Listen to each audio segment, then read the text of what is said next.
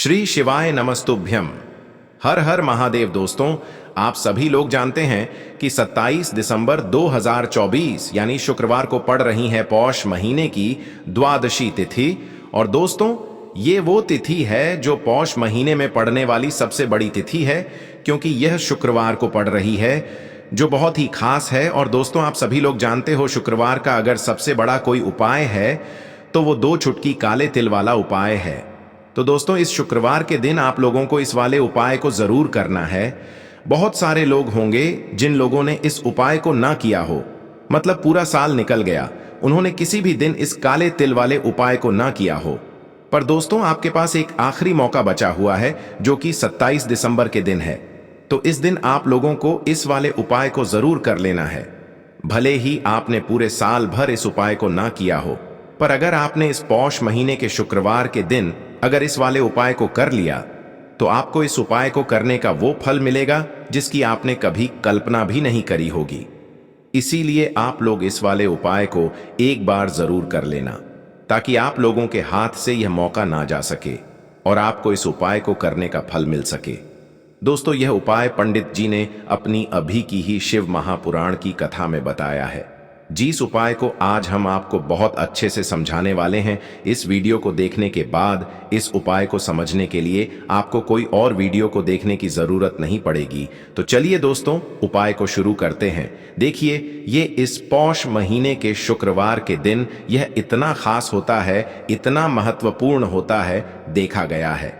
कभी कभी बड़े बड़े पूजा पाठ अनुष्ठान से जो मनोकामना पूर्ण नहीं होते, वो पौष महीने के शुक्रवार द्वादशी के दिन एक छोटे से उपाय करने से ही आपकी मनोकामना पूर्ण हो जाती है। और बहुत सारे लोगों ने इस उपाय को किया भी है और उनको इस उपाय को करने का फल भी जरूर मिला है। अगर आप लोग भी इस उपाय को करना चाहते हैं, तो आप इस उपाय को पहले अच्छे से समझ लेना, सुन लेना, उसके बाद करना। आपको इस उपाय का फल जरूर मिलेगा। और इस उपाय को कर लेने से आपके घर में चाहे किसी भी प्रकार की दुख और समस्या क्यों ना चल रही हो, आपको उसका कारण भी नहीं पता है कि भाई यह समस्या किस कारण से चल रही है, उसका कुछ भी कारण हो सकता है। जैसे पितृदोष हो सकता है या किसी भी तरह का मंगल दोष भी हो सकता है। तो इस दिन आप लोगों को यह वाला उपाय कर लेना है। यह एक ऐसा उपाय है, जिस उपाय को अगर किसी विशेष दिन पर किया जाए तो भाई उस विशेष दिन का जो है वह तो हमें मिलता ही मिलता है। पर हमने उस दिन पर इस काले तिल वाले उपाय को किया है, तो हमें उससे भी बड़ा फल मिलता है, और फल बहुत जल्दी मिलता है, क्योंकि आप इस उपाय को बहुत ही बड़े और विशेष दिन पर कर रहे हो। तो चलिए अब उपाय के बारे में बात करते हैं। लेकिन उससे पहले आप लोगों को यह जानना आवश्यक है कि आखिर यह उपाय किस समय करना है, किसको करना है और कैसे करना है। तो चलिए हम आगे आपको वीडियो में एक एक करके बता देते हैं। लेकिन उससे पहले अगर आप लोग हमारे चैनल पर नए हैं, तो हमारे चैनल को सब्सक्राइब कर लेना और इस वीडियो को लाइक करके कमेंट बॉक्स में श्री शिवाय नमस्तुभ्यम, ओम नम शिवाय जरूर टाइप कर देना। तो दोस्तों, इस 2 चुटकी काले तिल वाले उपाय को हमें इस शुक्रवार के दिन कैसे करना है, किसको करना है, किस समय करना है और कहां पर करना है, ये सारे सवालों के जवाब आपको इस वीडियो में मिल जाएंगे। और जो ये वीडियो देखेगा भाई, उसको काले तिल वाला उपाय जरूर करना चाहिए, क्योंकि इस दिन काले तिल का भी बहुत ही बड़ा और विशेष महत्व होता है।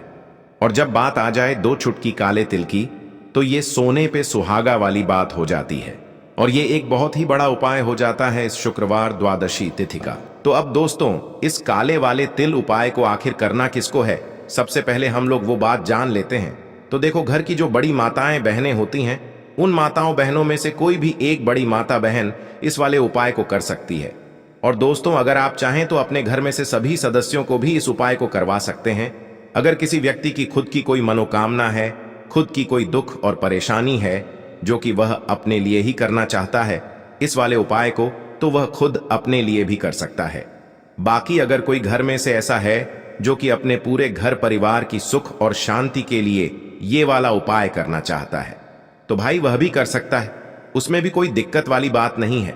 कहने का मतलब ये है कि इस उपाय को हर एक सदस्य भी कर सकता है, और पूरे घर परिवार के सदस्य के लिए घर की बड़ी माताओं बहनों में से कोई एक माता बहन भी कर सकती है। माताएं बहनें अगर घर में उपस्थित न हो या वो यह वाला उपाय न कर पा रही हो तो फिर घर का कोई बड़ा सदस्य भी इस काले तिल वाले उपाय को कर सकता है, चाहे फिर वह पुरुष ही क्यों ना हो। उसमें कोई भी दिक्कत वाली बात नहीं है। अब दोस्तों, इस एक चुटकी काले तिल वाले उपाय को हमें करना कहां पर है? इसे हमें तुलसी के क्यारे के पास में जाकर करना है। बहुत सारे लोग प्रश्न करते हैं, हर एक उपाय को करते समय क्या हम इस उपाय को घर पर या मंदिर में कर सकते हैं? देखो, तो इस वाले उपाय को आप घर ही करोगे तो अच्छा रहेगा। अगर घर पर तुलसी का पौधा नहीं है तो शिव मंदिर में उपाय को करोगे तो भी अच्छा होगा इस वाले उपाय को। उसके बाद में दोस्तों जो अगला प्रश्न निकल कर आता है वो यह आता है इस उपाय को लेकर कि आखिर इस उपाय को हमें किस समय करना है, सुबह के समय करना है कि शाम के समय करना है? तो देखो, इस वाले उपाय को आप लोग सुबह के समय भी कर सकते हो और शाम के समय प्रदोष काल में भी कर सकते हो। अब अगर आप पूछो कि भाई सबसे उत्तम समय कौन सा रहेगा इस एक चुटकी काले तिल वाले उपाय को करने का, तो हम आपसे बस यही कहेंगे कि इस उपाय को आप शाम के समय करेंगे तो ज्यादा बेहतर होगा। बाकी अगर सुबह के समय भी करेंगे तो भी अच्छा होगा, उसमें कोई भी दिक्कत वाली बात नहीं है। तो अब दोस्तों जो अगली सबसे बड़ी और महत्वपूर्ण बात आती है वो यह आती है कि सुबह अगर हम उपाय को करेंगे तो हमें कितने बजे से लेकर कितने बजे तक के बीच में करना है, और शाम के समय प्रदोष काल में करेंगे तो हमें कितने बजे से लेकर कितने बजे के बीच में करना है। तो देखो, सुबह जितनी जल्दी हो सके आप उपाय को करने की कोशिश करना। बाकी अगर किसी कारणवश लेट भी हो जाओ, थोड़ी देर भी हो जाए तो 10 या 11 बजे तक भी आप उपाय कर लेना, पर 12 बजे से ज्यादा देरी ना हो, ठीक है? इस बात का ध्यान रखना। उसके बाद में दोस्तों अगर शाम के समय प्रदोष काल की बात करें, प्रदोष काल का जो समय होता है वो शाम के 6 बजे से शुरू हो जाता है। मतलब शाम के 6 बजे से लेकर 7 बजे के बीच का जो समय होता है यह समय प्रदोष काल का समय होता है। पर अभी जो मौसम चल रहा है इस मौसम में जो है शाम बहुत देरी से होती है, तो आप इस उपाय को 7 या 8 बजे के बीच में भी कर सकते हो। मतलब शाम के 6 बजे से रात 8 बजे के बीच में आप कभी भी इस वाले उपाय को कर सकते हो, उसमें कोई भी दिक्कत वाली बात नहीं है। परंतु शुक्रवार के दिन कोशिश करना कि समय के अंतर्गत ही कर लो। किसी कारणवश ना कर पाओ तो थोड़ा देरी से भी कर सकते हो, आपको उपाय का फल जरूर मिलेगा।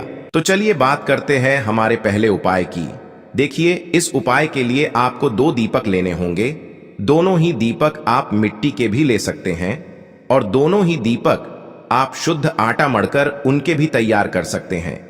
अब दोस्तों दोनों ही दीपक के अंदर आपको शुद्ध घी का प्रयोग करना होगा और एक दीपक के अंदर आपको गोल रुई की बाती का प्रयोग करना होगा और एक दीपक के अंदर आपको लंबी बाती का प्रयोग करना होगा। लंबी बाती वाले दीपक के अंदर आप मौली वाला जो धागा आता है कलावा का, उसकी बाती का प्रयोग भी आप लंबी बाती वाले दीपक के अंदर कर सकते हैं। देखिए, 2 दीपक वाला ये चमत्कारी उपाय केवल शुक्रवार की रात्रि में ही किया जाता है, इसीलिए आपको इस उपाय को बहुत ही ध्यान से समझना। इसी के साथ में आपको एक चुटकी काले तिल के दाने लेना है और इसी के साथ में आपको मात्र एक चुटकी हल्दी भी लेनी होगी। अब दोस्तों ये सभी सामग्री लेकर के आपको रात्रि के समय पहुंच जाना है अपने घर में, जहां कहीं भी तुलसी जी का पौधा, तुलसी माता का निवास स्थान है, वहां पर देखिए दोस्तों, सबसे पहले तो आपके पास जो एक गोल बाती का दीपक, उसे आपको तुलसी जी के वहां पर प्रज्वलित करना है। दीपक को प्रज्वलित करते समय आपको ओम नमो भगवते वासुदेवाय इस मंत्र का 11 बार जाप कर लेना है। अब देखिए दोस्तों, आप जो एक चुटकी काले तिल के दाने लेकर के आए हैं उन्हें आपको अपने सीधे हाथ में रखना है और जो आपने गोल बाती वाला दीपक प्रज्वलित किया है माता तुलसी जी के वहां पर, उसके ऊपर से आपको इन एक चुटकी काले तिल को घड्डी की दिशा में घुमाना है। आपको अपना नाम और अपनी गोत्र को बोल देना है और फिर आपको इन काले तिल को उससे जलते हुए दीपक के अंदर डाल देने हैं। देखिए, काले तिल भगवान विष्णु के पसीने से उत्पन्न हुए हैं और जब भी हम यह दीपक नवमी की रात्रि में प्रज्वलित करते हैं तो इससे हमें हमारे कर्ज में राहत मिलती है, हमारे जीवन में धन प्राप्ति के नए नए मार्ग खुलते हैं, हमारा अगर कोई भी कार्य रुका हुआ है तो वह भी परिपूर्ण होता है। देखिए, गोल बाती का जो दीपक है, विशेषकर हम माता तुलसी के वहां पर भगवान विष्णु और माता लक्ष्मी के निमित्त प्रज्वलित कर रहे हैं। इस प्रकार से आपको ये दीपक प्रज्वलित कर देना है। अब जो आपके पास लंबी बाती का दीपक है, एक छुटकी हल्दी है, तो इससे आपको लेकर के पहुंचना है अपने घर के मंदिर में। आपके घर के मंदिर में माता लक्ष्मी की जो भी प्रतिमा ही मूर्ति है, उनके सामने सबसे पहले तो आपको ये लंबी बाती का दीपक रखना है। फिर आपको दीपक को प्रज्वलित कर देना है। दीपक को प्रज्वलित करते समय आपको ओम महालक्ष्मी नमः इस मंत्र का जाप करते रहना है। अब दोस्तों, आपके पास जो एक छुटकी हल्दी है, उसे आपको अपने सीधे हाथ में रखना है और इस एक छुटकी हल्दी को आपको उस दीपक के ऊपर से 11 बार घड्डी की दिशा में घुमाना है और आपको ओम महालक्ष्मी नमः मंत्र का जाप करते रहना है और इस एक छुटकी हल्दी को आपको उसे दीपक के अंदर डाल देना है। देखिए, एक चुटकी हल्दी वाला जो दीपक है आपके जीवन से दुर्भाग्य को समाप्त करता है, माता लक्ष्मी की आपको कृपा प्राप्त करवाएगा, धन प्राप्ति के आपके जीवन में नए नए मार्ग बनाएगा। देखो, अगला उपाय है वो भी बहुत ज्यादा खास है। तीनों उपाय को आप जरूर सुनना, क्योंकि जो आपको अच्छा लगे वो उपाय आप कर सकते हैं। देखिए, इस उपाय के लिए आपको 2 हरी इलायची लेनी होगी। हरी इलायची आपको साबुत लेनी है, खंडित नहीं होनी चाहिए। और इसी के साथ में आपको मात्र थोड़ा शहद लेना है। शहद आपको मात्र आधा चम्मच या फिर उससे भी कम ले लेना है। और इसी के साथ में आपको एक दीपक ले लेना है। दीपक आप चाहे तो मिट्टी का भी ले सकते हैं और आप चाहे तो शुद्ध आटा मढ़कर उसका दीपक भी आप तैयार कर सकते हैं। इस दीपक के अंदर आपको मौली का जो धागा आता है, कलावा का, उसकी बाती का प्रयोग करना होगा। यानी कि इस दीपक के अंदर आपको लाल रंग की बाती का प्रयोग करना होगा और इस दीपक के अंदर आपको शुद्ध घी का प्रयोग करना होगा। अब ये सारी सामग्री लेकर के आपको अपने घर में जो भी मंदिर है वहां पर पहुंच जाना है और आपको माता लक्ष्मी के किसी भी स्वरूप के सामने बैठ जाना है। अगर माता लक्ष्मी की फोटो है, माता लक्ष्मी की प्रतिमा है, तो उनके सामने आपको बैठ जाना है। अगर माता पार्वती की प्रतिमा है तो उनके सामने आपको बैठ जाना है। यानी कि किसी भी माता के स्वरूप के सामने आपको बैठ जाना है। अब देखिए, सबसे पहले तो आपको माता रानी के सामने थोड़ी सी चावल की ढेरी बना देनी है। यानी कि थोड़ी सी अक्षत के दाने आपको माता रानी के सामने रखना है। उसके बाद आप जो एक दीपक लेकर के गए हैं, उस दीपक को आपको उन्हीं चावल के दानों के ऊपर रख देना है और फिर इस दीपक को आपको माता रानी के सामने प्रज्वलित कर देना है। देखें, इस दीपक को प्रज्वलित करते समय आपको ओम महालक्ष्मी नमः इस मंत्र का लगातार जाप करते रहना है। दीपक को प्रज्वलित करने के बाद आप जो 2 हरी इलायची लेकर के गए हैं, उसमें से एक हरी इलायची को तो आपको उसी दीपक के अंदर डाल देनी है और वहीं पर आपको कम से कम 21 बार ओम महालक्ष्मी नमः इस मंत्र का जाप कर लेना है। अब आपके पास जो शहद है और एक हरी इलायची है, उसे सीधे आपको लेकर के पहुंच जाना है। भगवान शिव के मंदिर में पूज्य गुरु जी ने बताया है कि यह उपाय आपको सिर्फ और सिर्फ शाम के समय ही करना होगा। शाम को जब भी सूर्यास्त का समय होता है तो उस समय आपको ये उपाय करना है। लेकिन सबसे पहले तो आपके पास जो एक हरी इलायची है, उसे आपको उस शहद के अंदर अच्छे से डुबो देना है। यानी कि शहद का लेपन उसे हरी इलायची के ऊपर चारों तरफ आपको कर देना है। अब यह जो शहद से युक्त हरी इलायची है, इससे आपको भगवान शिव के शिवलिंग पर अर्पित कर देनी है और आपको वो श्री शिवाय नमस्तुभ्यम इस मंत्र का लगातार जाप करते रहना है। फिर इसके बाद आपको एक लोटा जल भी अपने साथ लेकर के जाना। तो यह एक लोटा जल भी आपको धीरे धीरे शिवलिंग पर समर्पित कर देना है और आपको श्री शिवाय नमस्तुभ्यम इस मंत्र का जाप करते रहना है। फिर इसके बाद आपको अपने घर आ जाना है। इस प्रकार से आपको ये उपाय कर लेना है। तो चलिए दोस्तों, जान लेते हैं गुरुजी द्वारा बताए गए दूसरे उपाय के बारे में। देखिए, इस उपाय के लिए आपको लेना है 11 चावल के दाने। गुरुजी ने कहा है चावल के दाने खंडित नहीं लेने हैं, बिल्कुल साबुत होने चाहिए। उसके साथ में आपको लेना है एक बेलपत्र। बेलपत्र का भी एक नियम है, अगर आपके पास बेलपत्र नहीं है तो आप शिवलिंग से उठाकर उसको पुनः शुद्ध जल से धोकर इस्तेमाल कर सकते हैं। इस प्रकार आपको बेलपत्र लेना है। इसके बाद आपको एक लोटा जल लेना है। अब ये सब सामग्री लेकर आपको जाना है महादेव के मंदिर में। देखो, अब आपको उत्तर साइड में खड़े हो जाना है और सबसे पहले आपको एक बेलपत्र अपने हाथ पर और 11 चावल दाने रखकर शिवलिंग के ऊपर अपना नाम और गोत्र बोलते हुए समर्पित कर देना है और ओम नमः शिवाय श्री शिवाय नमस्तुभ्यं का लगातार जाप करना है। अब आपको जो एक लोटा जल साथ में लेकर आए थे उसे धीरे धीरे बेलपत्र और चावल दाने के ठीक ऊपर आपको समर्पित करते जाना है और शिव पुराण के मूल मंत्र श्री शिवाय नमस्तुभ्यं का 11 बार जाप करना है और अपनी मनोकामना बोलते जाना है। देखो, बस छोटा सा उपाय करना है, देखना एक दिन आपके सब काम बनने लग जाएंगे। गुरुजी का बहुत ही विशेष उपाय है। चलते हैं तीसरे उपाय की तरफ। देखिए, इस उपाय के लिए आपको एक तांबे के पात्र के अंदर सबसे पहले अपने घर से शुद्ध जल लेना है। फिर इसी के साथ में आपको मात्र थोड़ा सा शहद लेना होगा। शहद आपको आधा चम्मच या फिर उससे भी कम लेना है और इसी के साथ मैं आपको एक प्यारी सी बेलपत्र ले लेनी है। बेलपत्र यदि आपको नहीं मिल पाती है तो भगवान शिव के शिवलिंग पर चढ़ी हुई बेलपत्रों को आप पुण्य शुद्ध जल से धोकर के उपयोग कर सकते हैं और बेलपत्र जो है वह कहीं से भी कटी फटी खंडित नहीं होनी चाहिए।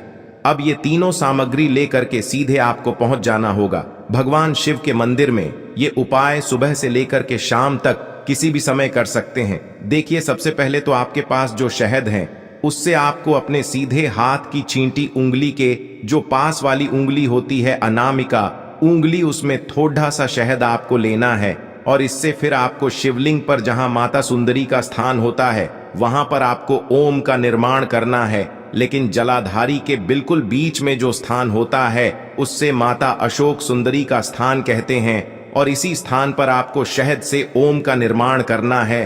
अब दोस्तों, आपके पास जो एक बेलपत्र है उससे आपको अपने सीधे हाथ की हथेली पर रखना है और महादेव से आपको अपनी वह विशेष मनोकामना, आपके जीवन में जो भी संकट चल रहे हैं, जो भी समस्याएं चल रही हैं, जो भी जीवन में दुर्भाग्य बना हुआ है, आप अपने किसी भी कार्य में सफल नहीं हो पा रहे हैं, तो जिस भी प्रकार की आपकी समस्या है उसे दूर करने के लिए आपको महादेव से प्रार्थना कर लेनी है और फिर यह जो एक बेलपत्र है इससे आपको शिवलिंग पर माता अशोक सुंदरी वाले स्थान पर समर्पित कर देनी है। देखिए, जहां पर आपने ओम का निर्माण किया है उसी के ऊपर आपको ये बेलपत्र भी समर्पित कर देनी है। देखिए, बेलपत्र की चिकनी साइड का हिस्सा शिवलिंग से स्पर्श होगा और इसकी जो डंडी है वो आपको जलाधारी की ओर रखनी है। पत्ती वाला भाग शिवलिंग की तरफ रहेगा। इसी प्रकार से आपको यह बेलपत्र समर्पित कर देनी है। अब दोस्तों, आपके पास जो एक जल का पात्र है उसमें से थोड़ा सा जल तो आपको बेलपत्र की जो आगे वाली पत्ती है उस पर आपको समर्पित करना है और आपको श्री शिवाय नमस्तुभ्यं इस मंत्र का जाप कर लेना है। फिर उस पात्र के अंदर जो जल बचेगा उसे पूरा आपको भगवान शिव के शिवलिंग पर धीरे धीरे समर्पित करते जाना है और लगातार आपको शिव महापुराण के मूल मंत्र श्री शिवाय नमस्तुभ्यं इस मंत्र का जाप करते रहना है।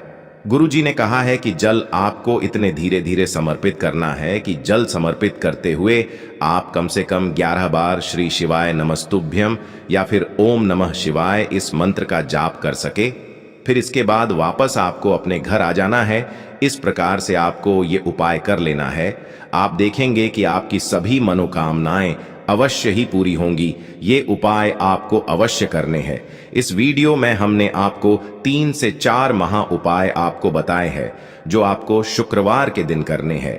अगर आपके मन में उपाय से जुड़ा कोई भी सवाल है तो हमें कमेंट बॉक्स में पूछ सकते हैं। उपाय करते समय कोई भी गलती नहीं करनी है। अगर आपको हमारी वीडियो पसंद आए तो हमारे इस चैनल को सब्सक्राइब जरूर करें। हर हर महादेव। ओम नमः शिवाय। श्री शिवाय नमस्तुभ्यं।